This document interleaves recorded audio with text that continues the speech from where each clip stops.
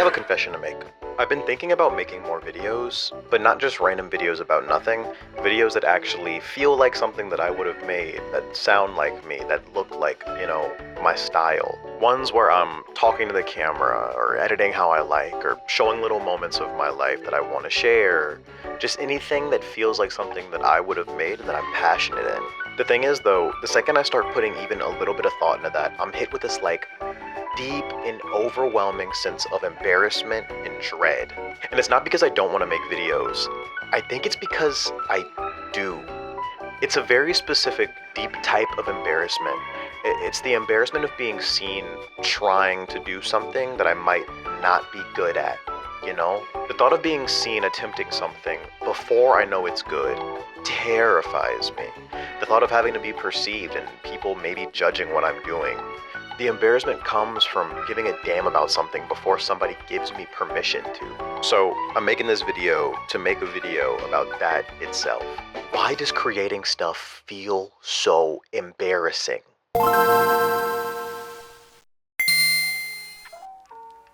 I think the first reason why is that making things, taking something from an idea and turning it into a reality, makes it entirely too real. Because before you make it, in your head, the idea is perfect. The lighting is good, the music hits at all the right moments, everyone who watches it knows exactly what you were going for. But then you actually make it.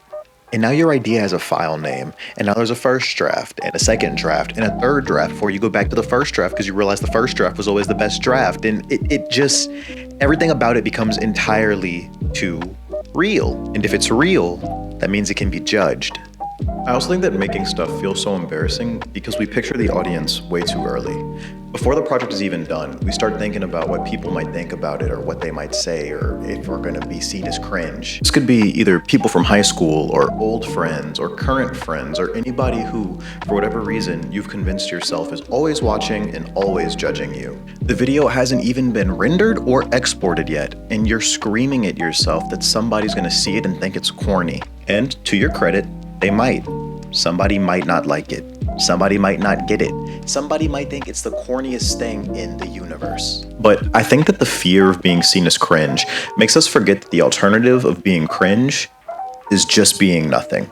And now, being nothing and doing nothing, it's safe, yeah. But that's also pretty boring, is it not? And at the end of the day, who cares what someone else sees as cringe or corny if it makes you happy? There's also the feeling that trying too hard in itself is embarrassing. We exist in the era of the aura farm where being nonchalant is the coolest thing you could do right now. And if you're showing any interest in anything you actually care about, then you look a little bit corny. You get scared, you look a little bit, I don't know, a little bit like a cornball. The general cultural shift towards nonchalantness though is weird to me because I feel like everything in life that's good is good because somebody had to care about it, Somewhere along the way, a lot of us learned that effort is only cool if it looks effortless.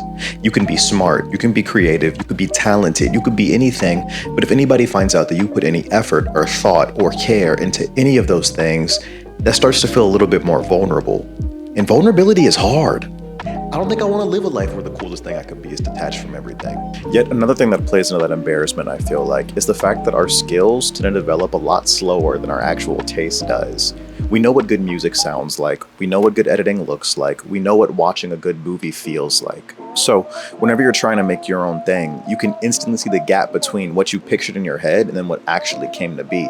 And noticing that gap, it's painful. Noticing that gap sucks. But what I think we fail to realize is that that gap is where everything happens. In that gap lives our own sense of style and our unique tastes. That gap is where we learn how we like to make things, how we like to edit, how we like things to feel. That gap is where we learn what we actually care about and value when it comes to creating things. It's the place where you finally stop being somebody who only has ideas and turn into somebody who actually makes those ideas real.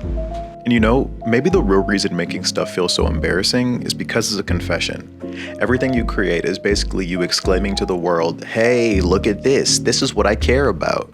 Even if it's funny, even if it's small, even if it's just a video on the internet, you're still showing people what matters to you and what you notice. The more I think about it, I think it all goes back to the vulnerability thing, because once people know what you care about, they can either make fun of it, or they can ignore it, or they can completely disregard it entirely. But it's also possible for them to connect with it. And I think that's the part that I've been forgetting. So I'm going to put my money where my mouth is and do something I'm scared of. Here I am outside talking to a camera. I think that vulnerability thing is always the part that stops me from doing anything the most, because I get so scared of how it looks and how it's perceived by other people of wanting to do this. Since I was a kid, I wanted to create videos and create content, but I haven't, just because whenever I try to, I get hit by that like paralysis, that fear of it all. So I don't know. It's definitely a scary thought. It's definitely a scary thing in general, because like I said, vulnerability is really hard. Being open, being honest, being true to yourself, even on something like this, it's very hard. It's hard to not get the urge to make the right thing instead of just doing what you want to do. It's hard to not try to mimic what you've seen that works instead of just finding your own style. It's complicated, but here I am doing it. So maybe that can be a lesson for anybody. Truth be told, I don't think the embarrassment ever fully goes away, but maybe that's okay. Putting something out there inherently means there are going to be people who don't get it. There's always a chance it won't come out the way you pictured it. There's always a chance that it might be too awkward or imperfect or maybe a little bit too sincere. But maybe that's not a reason to stop. Maybe that's exactly the reason to keep going. Embarrassment is right there, standing shoulder to shoulder with the things that we actually care about doing. And if I keep avoiding the embarrassment, I feel like I'm avoiding a version of myself that actually does everything that I dream of. I think the goal isn't to become somebody who never commits the cardinal sin of being cringe. I think the goal is to be able to feel that cringeness and keep going anyways and keep pushing forward no matter what. Look, at some point you have to let yourself be seen trying, even if it's awkward, even if it's imperfect, even if it just starts with you talking in front of a green screen, hoping this becomes something. Thanks for watching.